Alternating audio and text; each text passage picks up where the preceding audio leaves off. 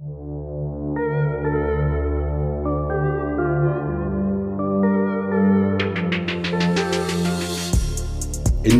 adalah salah satu negara besar di dunia yang tercatat sebagai negara jajahan yang berakhir dengan deklarasi kemerdekaan pada tanggal 17 Agustus 1945.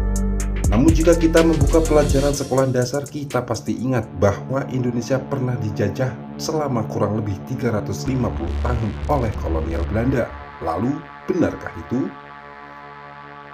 Setelah kita menelusuri lebih dalam, ternyata berita ini adalah mitos belaka, dan bahkan di salah satu sumber sejarah menerangkan dihitung sejak tahun 1945 berarti negara kita mulai dijajah pada tahun 1595 lalu. Faktanya, nama Indonesia sendiri mulai dirintis pada tahun 1850-an dan diresmikan bertepatan dengan Deklarasi Kemerdekaan Indonesia. Meskipun Belanda tercatat pertama kali memasuki wilayah Indonesia pada tahun 1552, namun keberadaan mereka di Indonesia bukan sebagai penjajah, akan tetapi sebagai pendatang yang sempat merasakan kejayaan di bawah kekuasaan Sultan Iskandar Muda pada tahun 1607 hingga 1636 Masehi. Itu artinya pada tahun 1595 kita belum menjadi negara kesatuan Republik Indonesia, dan tentu saja para penguasa raja-raja Nusantara lah yang saat itu berkuasa di wilayah Indonesia. Lalu, apakah semua bangunan tua bersejarah itu dibangun pada masa penjajahan Belanda? Ternyata tidak. Bahkan ada beberapa bangunan tua yang dibangun justru jauh sebelum dikenalnya nama Indonesia. Yang hebatnya lagi nih guys, bangunan ini terbuat dari bahan campuran yang tidak lazim untuk konstruksi bangunan saat ini. Di manakah itu? Mari kita telusuri bersama IR.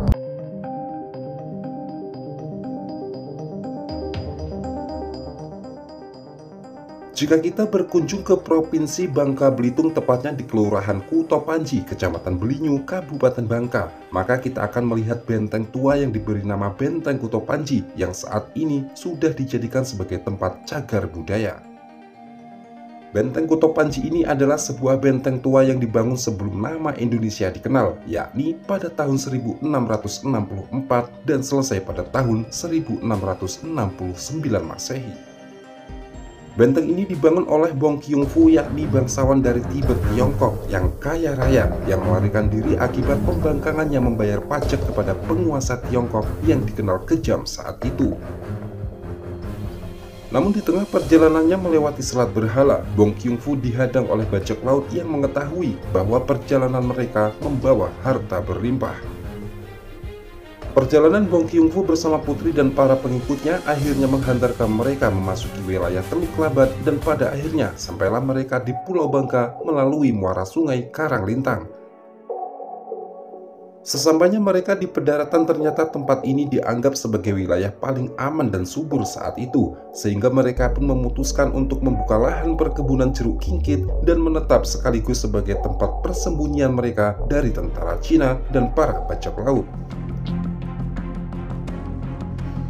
Meskipun demikian, Bong Qiongfu tidak berhenti di situ saja. Ia pun mendirikan sebuah bangunan yang saat itu dikenal dengan sebutan Benteng Bongkap di bawah kekuasaan Kesultanan Palembang, yakni Sultan Mahmud Badarudin. Benteng ini sengaja didirikan oleh Bong Qiongfu untuk melindungi harta-hartanya dan hasil panennya, sekaligus menghalau para musuh serta bajak laut yang bisa datang setiap waktu. Hal yang paling unik adalah di mana benteng ini dibangun menggunakan bahan dasar pasir dan putih telur angsa sebagai pengganti semen.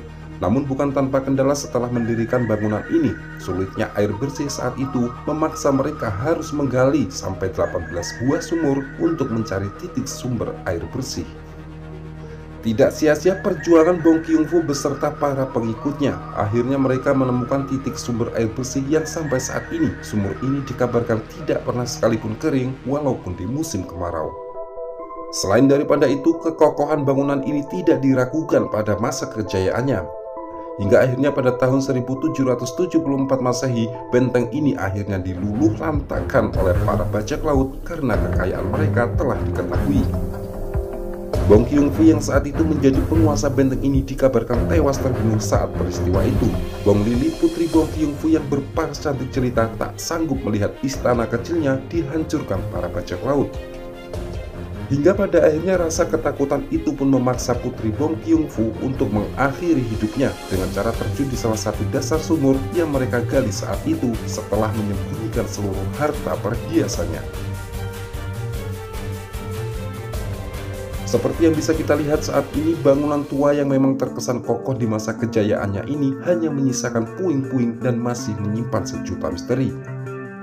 Lalu benarkah benteng Kuto Panji ini menyimpan harta karun peninggalan Bong Qiongfu? Wallahu a'lam.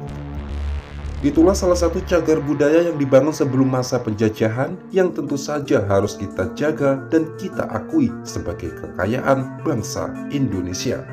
Sampai jumpa kembali dan salam IAM.